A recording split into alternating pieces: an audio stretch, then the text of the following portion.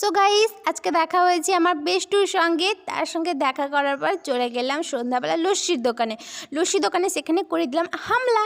সেখানে লস্যি খাওয়ার পর আমরা চলে এলাম ফুচকার দোকানে।